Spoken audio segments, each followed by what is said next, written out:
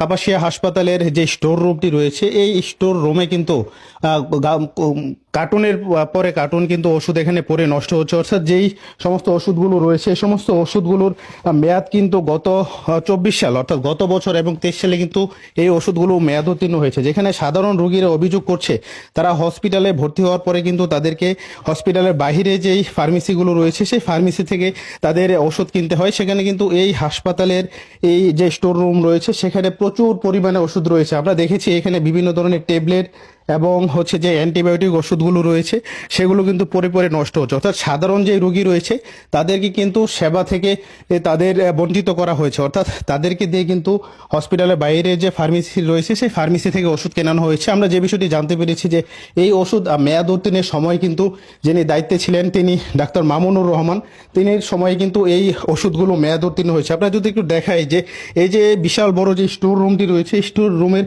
প্রতিটি জায়গায় জায়গায় কিন্তু ওষুধ ছড়িয়ে ছিটিয়ে রয়েছে। এবং অবাক করার মতো বিষয় হলো যে দীর্ঘ কয়েক বছর ধরে এই ধরনের ওষুধ এই গোডাউনে পড়ে নষ্ট হলেও কিন্তু কর্তৃপক্ষ কোনো ধরনের কোনো ব্যবস্থা নেয়নি। এবং আরেকটি বিষয় যদি জানিয়ে রাখি যে বিগত সরকারের আমলে কিন্তু এই যে হাসপাতালটি রয়েছে সেই হাসপাতালটি কিন্তু সারা দেশের মধ্যে পরপর 2বার কিন্তু প্রথম স্থান অধিকার করে। অর্থাৎ প্রথম স্থান অর্জন করা যে হাসপাতালটি রয়েছে সেই হাসপাতালের কিন্তু এইরকম দুরবস্থা, এটি কিন্তু সাধারণ মানুষের মধ্যে এক ধরনের ক্ষোভ দেখা দিয়ে গেছে। আপনার যদি দেখায় যে আরেকটি স্টোর রুমের যে রুম রয়েছে সেই রুমের প্রতিটি জায়গায় কিন্তু মেঝেতে অর্থাৎ আমরা যেখানেই দেখি সেখানেই কিন্তু সরকারি এই ওষুধ, অর্থাৎ এই যে ওষুধগুলো রয়েছে এই ওষুধের কোনো ওষুধের কিন্তু সরকারিভাবে এখন মেয়াদ নেই। অর্থাৎ প্রতি বছর কিন্তু টেন্ডারের মাধ্যমে এই সমস্ত ওষুধ ক্রয় করা হয়, তবে সাধারণ মানুষকে দেয়ার জন্য কিন্তু ওই ওষুধগুলো ক্রয় করা হয়নি। অর্থাৎ তারা কিন্তু স্টোর রুমে এইগুলো রেখে দিয়েছে। যদি সাধারণ মানুষ এই ওষুধগুলো পেত তাহলে কিন্তু তাদের যে সেবার মান সেটি কিন্তু আরও বেড়ে যেত।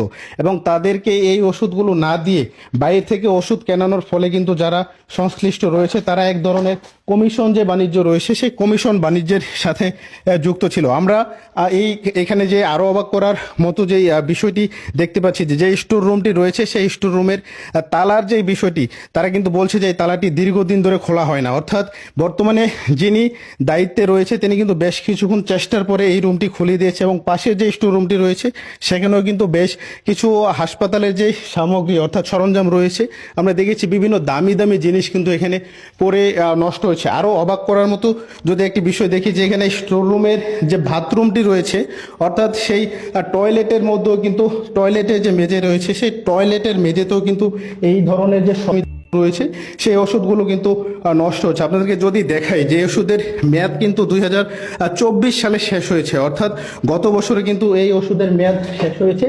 সংশ্লিষ্ট যারা রয়েছে তারা কিন্তু একজন অপরজনের উপর দায়ভার এড়ানোর চেষ্টা করছে এবং যারা বিগত দিনে দায়িত্বে ছিল তাদের দায়িত্বের অবহেলার কারণেই কিন্তু সরকারি যেই ওষুধগুলো রয়েছে এই ওষুধগুলো নষ্ট হয়েছে। এবং আমরা এখানে যারা দায়িত্বের সাথে সংশ্লিষ্ট বর্তমানে রয়েছে তারা কিন্তু এই বিষয়ে কোনো দায়ভার নিচ্ছে না। অর্থাৎ বিগত দিনে যারা দায়িত্বে ছিল তারা কিন্তু তাদের উপর দায়ভার চাপিয়ে দিচ্ছে। আমি এখানে কোম্পানির হিসেবে দায়িত্ব আছি। এখন স্টোর কিপার বদলি হয়ে যাওয়াতে স্যার আমাকে দায়িত্ব দিয়েছে জানুয়ারির দিকে, ডিসেম্বরের লাস্টের দিকে। আগে যে টিএচআর ছিল মামুনুর রহমান স্যার, তখন এরপর থেকে আমি আছি। ক্লোরোহেক্সিডিন, ডাইক্লোগুনেট ডেট আপনার ডিসেম্বরে এপ্রিলে 24 শেষ হয়ে গেছে। আর আছে মেট্রোনিডাজল সেপ্টেম্বরে 23। এখানে অনেক ওষুধ যেগুলো 23-24 শেষ হয়ে গেছে, 24 শুরুতে বা 23 লাস্টে।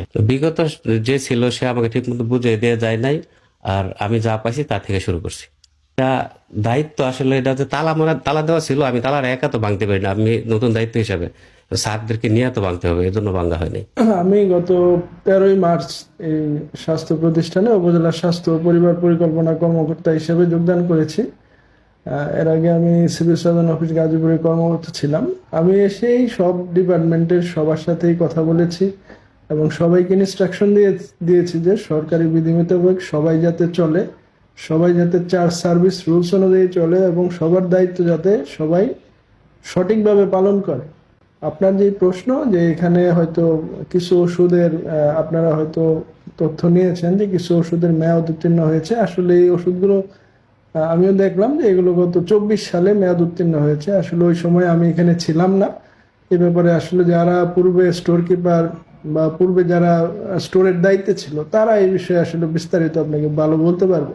তো এখন থেকে আমি আপনাকে অবগত করে দিই যে এখন থেকে এরকম কিছু ইনশাল্লাহ আর হবে না।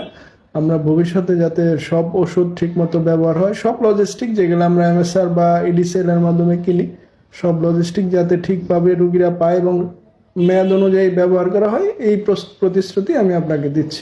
সাধারণ মানুষ কিন্তু এই বিষয়ে বেশ ক্ষোভ প্রকাশ করেছে, অর্থাৎ যেখানে তারা সরকারি হাসপাতালে ভর্তি হওয়ার পরে হসপিটাল থেকে যে ওষুধ সরবরাহ করার কথা ছিল সেই ওষুধ তারা পাচ্ছে না, সেখানে